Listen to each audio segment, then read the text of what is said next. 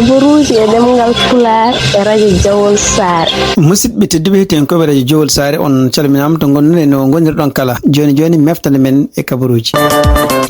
kabaruji jamma hande jaten koye dendi Amatoure e kabaruji dowlaji dentuɗi e kabaruji international. bandiraɓe sehlaɓe heɗotoɓe radio Juillet Sare jaam hiira moon hande ko ñalawma 4 lewru juillet hitande ujunaji 2026 gonɗen joni ko waktuji 6 ɗo e Cincinnati ko on waktu yoni toon to Atlanta e toon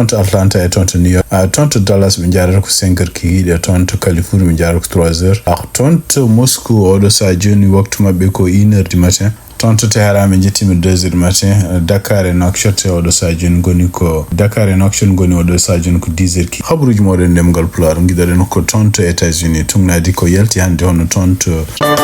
bandiraɓe sehlaɓe heɗotoɓe radio Juillet Sare habaruji men giɗoɗen ko toon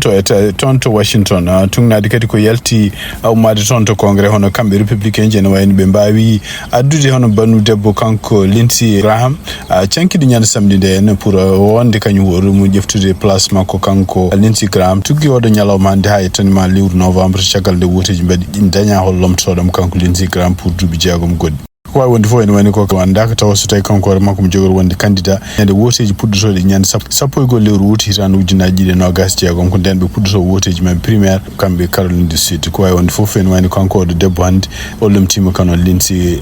Graham cankiɗo ñande samedi ɓenɗo caggal jilgu wonno toon de Ukraine sankare makko waɗi ko ñaw dabɓiɗo patuɗe caɗele ɓernde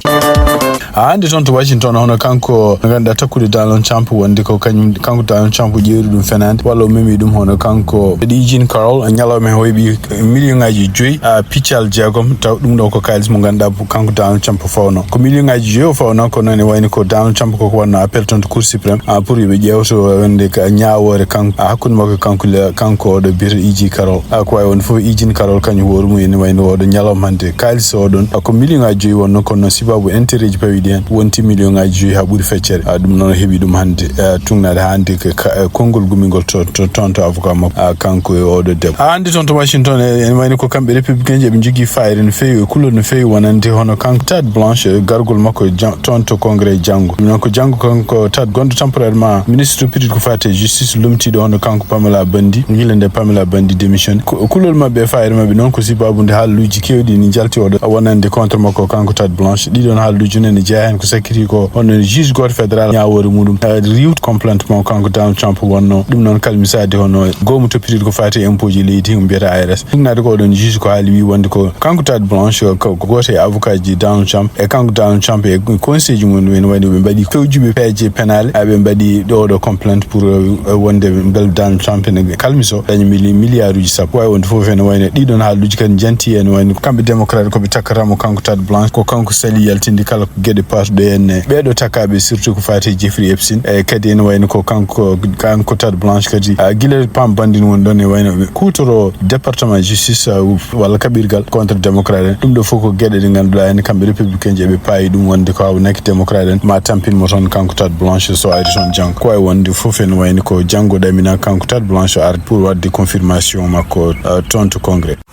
habaruji men États-Unis hande ene wayni ko e jofnde kanko Tad Blanche omo ɗaminamo yaha toon to congrès janggo subaka pour hebde confirmation makko kanko président mo États-Unis Donald Trump kadi ene wayni ko ñalli ko hande ko werlade message uji média social makko mbiyete truth social ɗiɗon message uji kadi ko ene wayni ko yettude noon Tad Blanche gardigo muɗum département de justice e nder kanko Donald Trump o wi Tad Blanche ko ardi département de justice ko crime aji gostima ɗo e leydi e kamɓe sibabunde gardugol makko ɓe mbawi nangude groupe aji kewɗi yeyannoɓe drogue kadi e Donald Trump ko haali kadi o wi wonde ko Tad Blanche kadi ene wayni ko rewi ko kuule ɗe ganduɗa méga kanko Donald Trump campagne makko méga kala ko yinno wadde programme uji muɗum ɗum ɗo fof noon e wayno ko jaabowol sibabunde républicain ji kewɗi jaltine kala wonde kañum koye men jogui fayre walla jogui sikkitare wonde ko kanko Tad Blanche a wawata jaabade namde ɗe o jogori namde ɗe janggo so tawi o ari toon surtout wonande démocrate en wonande kadi wonde républicain ji won surtout ɓeɗo républicain ji ɗi ganduɗa kanko Donald Trump o waɗi feere foof ha mi perdi woteji ji mumen election ngaji primaire dum do fo non e sifti don kadi ko sibabunde ko secret yaltu ko e non juge god federal en wayno werlima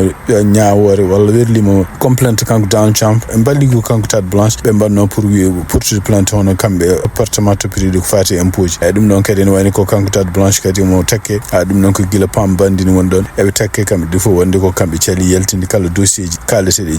Jeffrey Epstein e dum non e wayno ko wasi doftade hono bedo su rewbe ganduda en wiyabe kanyum en ko men laptop e tan Jeffrey Epstein dum fo ko gede de ganda kambe republicain be jogen fire o do sa jon ko wonde fo kanko down champion nyali ko defandude avocat makko kanko tat blanche e kadi e wiide makko il faut ko republicain mbada fere fof mbele ne gongdi no ngado wona confirme wona kadi ministre public ko fati justice khabruji men États-Unis cekitoden ko fati coupe du monde dum non wayni ko non hande en wayni ko kambe France be potini Espagne dum non wayni ko Espagne fibi 2-0 dum kadi ko wondi ne ganda dastinde wono kanko annimo jigno kanko Kylian Mbappé équipe ya de finale coupe du monde ko wonde fof en wayni ko kambe espagnol en haw naki ko kambe équipe France be mbawi versindade kono ne wayni ko gila match o fudi ha match o gasi wayni ko kambe espagnol uji kambe domini match o en wayni be mbadi 2-0 kambe Angleterre be potre Argentine jango kawde mebe fof ko kanyum fotote Espagne pour finale donc en wayni heddi o do sa joni match uji tati donc match jango match 3e place kala kawade jango kanyum fotote France e match final kala kawde jango kanyum fotote Espagne dum woni match final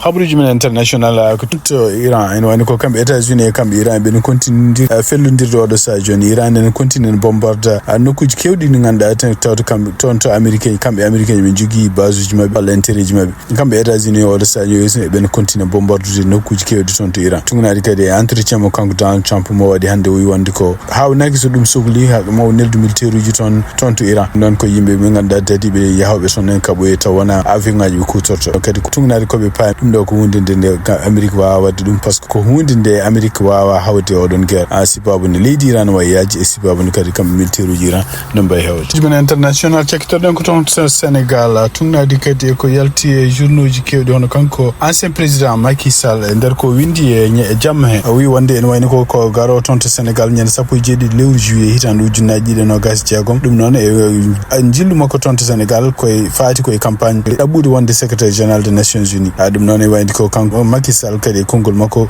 ko windi wi wonde ko en wayni ko so ari ton Sénégal on wayni gardido leydi Sénégal hono Bassirou Diomaye Faye kanyum hoore mum ma fatte makko ton to palais présidentiel kanko Macky Sall non o ardata koy Oumarou Mbolo dum non ko ancien président Guinée-Bissau kanyum woni actuellement directeur campagne makko pour ko faate o do campagne mo woni pour dabude wonde secrétaire général des Nations Unies fay wonde fo en wayni jillu makko ton Sénégal tumnada andi ko khabruji kaltede wonde ko en wayni ko sot jillu makko ton Sénégal ko jillu dabu jogor wonde musidɓe tedduɓe tenko ɓeɗa josar ko ɗo tongi meftande men e jamma hande o en ñaguima joom jaam mo jaam woni jungo mum nde waɗante en jaam